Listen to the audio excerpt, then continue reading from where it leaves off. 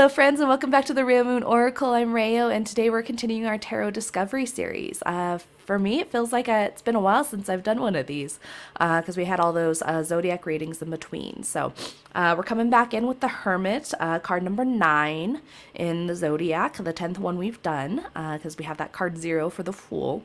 So with our Hermit here, following our journey, right, we have all those processes going on for strength, right? The Chariot is that external strength. The Strength card is that internal strength. So after the Fool dealing with the world and figuring out who they are and their like upbringing through the mother and the father, that's formal education of the Hierophant, right? Making all those decisions and choices in life, we come to this point where we need to look internally and reevaluate things and really get into like an introspection mode, and that's where the Hermit comes in.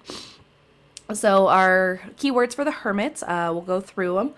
We have introspection, insight, wisdom, solitude, alone, being alone, inner guidance, lots of soul searching, of course, with this card.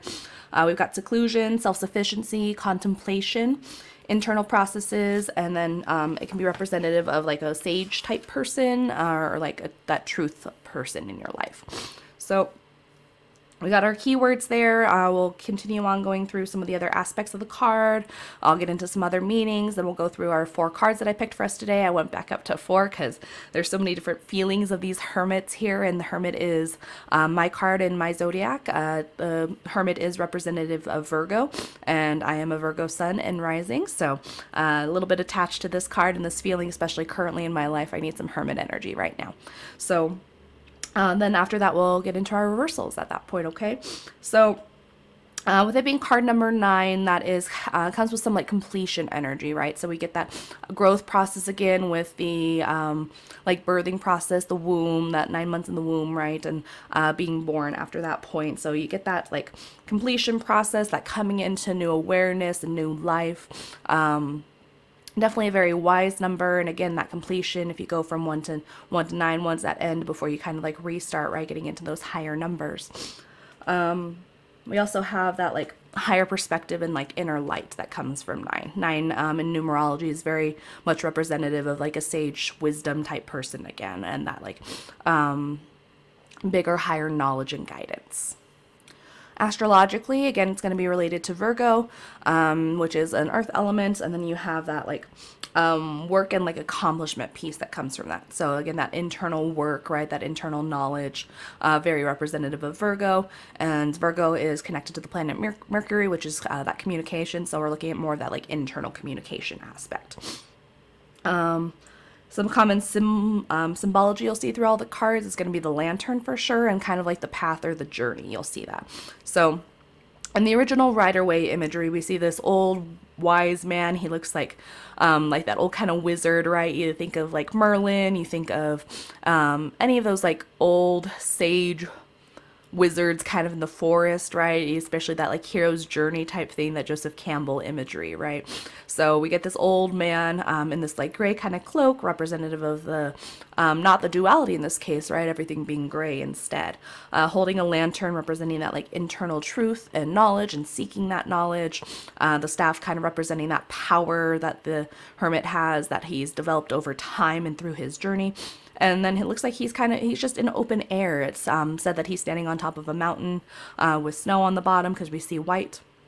And the lantern very much representing the lighting of the journey, but only the few steps ahead, right? We can't see our entire path forward, but we can at least see the few steps and trust in that knowledge and intuition, right?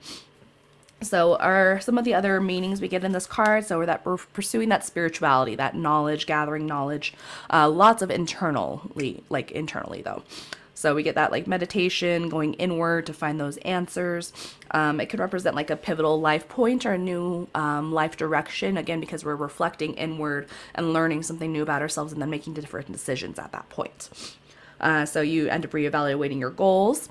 You can also get into like Hermit energy when you're trying to like recover from life. All of us, life's very difficult sometimes, right? We go through lots of trials and tribulations and challenges. So we need some of that Hermit energy sometimes to like go back inward, reset ourselves, resituate, and then move back into the world at that point. So you can recover from life's difficulties. You're meeting your needs, right? Meeting meaning that need to just have some solitude, some alone time to recharge. We get that, again, not black and white imagery, right? We get, it's more, everything's like gray, right? You get that perspective and knowledge that for how other people see the world, how you see the world. So everything ends up a lot more gray versus the duality, the polarities. Again, we get those, like, it's that, not the whole journey that you're seeing, just those few steps, and trusting that intuition process, the light and the darkness. And again, it can represent a, like, kind of teacher, wise, old, like, sage kind of figure in your life. So it doesn't have to necessarily be like your grandpa or something like that, but somebody who has a lot of wisdom in your life. But let us get into our cards now. So first one off the bat is our Light Seers Tarot. There we go. This one I thought was cool. I liked that this one, a lot of the imagery you'll see in the other cards is in like an internal place again. Like we get that like cave, or you'll see later like we have a coffin with one of the other hermits. This one is very much like she's out in the open, right? We do see that lantern down in the bottom like left-hand corner. And she has it, but really she has that light inside her as well.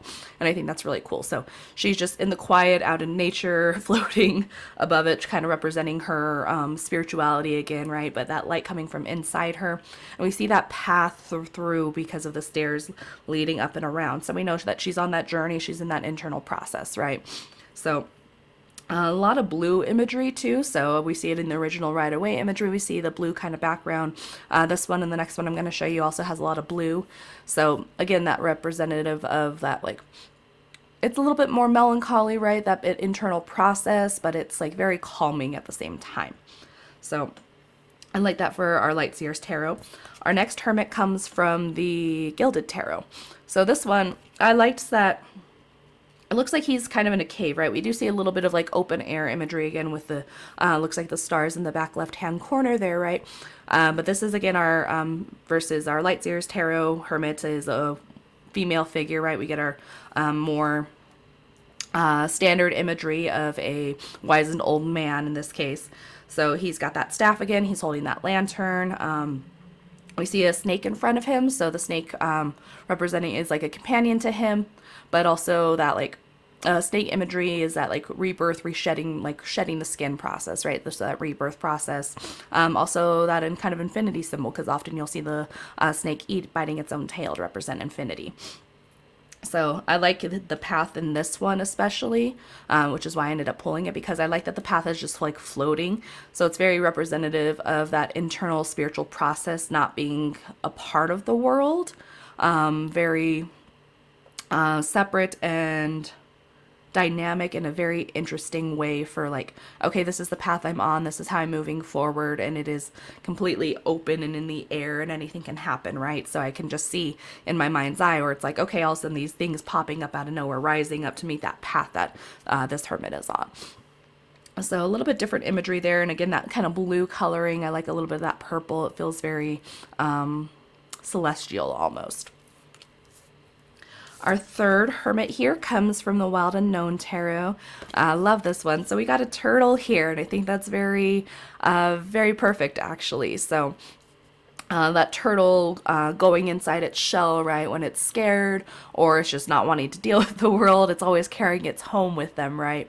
Representing that process where it's like, okay, we have everything we need inside of us, right? The shell being very protective of the turtle, the turtle being able to go inside its shell to keep itself safe, to be away from the world for a little bit while still being out in the world, right? So we're carrying everything we need with us. And then that lantern again sitting on top of the turtle, representing that knowledge and lighting it up, right? Lighting up the path that the hermit is on. So I think it's funny with the turtle actually being inside its shell. We see the turtle's face right there, peeking outside of it, but the turtle being inside the shell, not outside. And you'd get the imagery right, but it makes more sense for the hermit with the turtle actually being inside of its shell for this picture. So very cool, very simple version of the hermit coming in and showing us that journey, right? That journey and that illumination again. And then finally, for our last hermit here, we come to the Santa Muerte again. This one I couldn't not include. It's a very strong, intense hermit. in this deck. Again, the Santa Muerte imagery is very, very strong throughout the whole deck. But this hermit again, so we see this hermit in a coffin, definitely being away from the world, right? Very alone, very much in solitude, very more leaning probably more into a little bit of the negative symbolism of the hermit. It feels a little bit more recluse. It feels a little bit more hiding away from the world, right? Because this lantern that this hermit's holding in the coffin, right, can't light up anything because the hermit's in a box here, right? So that hermit is having a harder time moving forward, seeing the way forward because that lantern isn't shining on anything, right? We do still have the lantern here, so that again that everything being inside ourselves, right? So it's lighting up the space that the hermit is in. But this hermit definitely feels a little bit more isolated. We see them in the coffin here in this coffin, but we don't know. The coffin doesn't have a lid on it. We don't see the hermit buried necessarily. It's actually the hermit's surrounded by flowers, which is interesting too. So that flower imagery, definitely very, very strong in the Santa Muerte deck. And usually kind of, I think it's poppies, if I remember correctly. I'm not positive on that, but there's a certain flower in Dia de los Muertos culture and those aspects that represent connecting with the dead, right?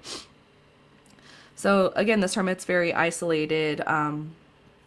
He is, what's the word I want? He's not quite trapped, but he kind of feels trapped. So again, as we get into the reversals, I'll talk about them here in a minute. We'll see more how this imagery applies, right? But it's a very, very strong, intense card. So this hermit, I don't feel is going to move forward as quickly or be a part of the world as soon as maybe he should be. So just a little bit different imagery there, but very, very cool all the same and very representative of the hermits. But let us move on. We'll get into our reversals now. So again, reversals we can read one of two ways: too much of the energy or not enough of the energy. So in terms of not enough hermit energy, we're going to end up reckless, hasty. We might be avoiding certain situations because we don't have that, having gone inward to look at ourselves. We don't want to be alone with ourselves, so we're avoiding that. So yeah, not enough personal reflection. We could be avoiding like healing ourselves. So rebuilding of our spirit and our energy, because you need that alone time. Sometimes you need to really know who you are in order to know what you need and move forward properly.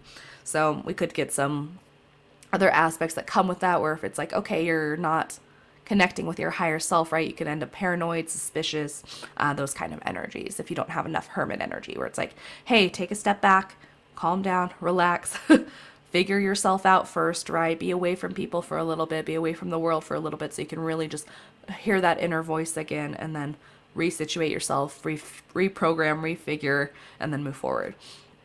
But then we'll get into if you have too much hermit energy, right? You could end up feeling lonely. There could be rejection, stagnation there. So definitely that stagnation coming out in the Santa Muerte hermit for sure, right? He doesn't feel like he's moving forward. We can end up weary. We're avoiding our responsibilities by hermiting ourselves away. Again, you get that term, right? Hermiting ourselves away. It's not necessarily the best term sometimes, where it's like, okay, you're purposely isolating yourself, right? So we get that isolation. We get that withdrawal from the world, cutting ourselves off from others, our friends, our family, shutting them out. We can end up very recluse and antisocial. Let's see, what else? Feeling that like abandonment maybe, so you feel abandoned by the world because you're not out in the world. So when this comes out in reverse, maybe the card can be encouraging you to get back out into the world, right? You've been in the hermit energy too much, so coming out in reverse, it's like, hey, move forward, come out of this energy. You've been in this energy too long, right? So move forward now. Stop being afraid. Don't be left because you don't want to be out in the world, right? Let's see, anything else here? Generally, if it comes out in a tarot reading, it's going to mean no. So it's going to, answer-wise, it's going to be a no for if you're asking a yes or no question. But that's all I've got for the tarot for the Hermit card today. Very interesting card. I think it makes sense a lot for the end of the season, right? That after the holidays and being around lots of friends and family, right? We had Thanksgiving, we're in just past Christmas now and going into New Year's. There's definitely a point right here I always feel at the end of the year where everybody's just very isolates themselves a little bit more. Everything's a little bit more quiet. Definitely kind of feels like that hermit energy. I know myself specifically, I definitely need a little bit of hermit energy right now because I'm just kind of tired of being out in the world dealing with people. I'm definitely capped out in a lot of capacities. So it's kind of funny as I'm going through all these cards, I'm like seeing the ways that I need that card's energy in my life as I'm moving through each of the cards as we do with this series now. But that's all I have today, everyone. I hope you enjoyed the video. Hope you get some hermit energy in your life if you need it, or come out of it if it's you've been hermiting way too long. Go out and be in the world if you need to, or go and be by yourself out in nature if you need to. But I hope you have a wonderful rest of your day. Please like, comment, and subscribe down below. And I will see you in the next video. Have a good one. Bye.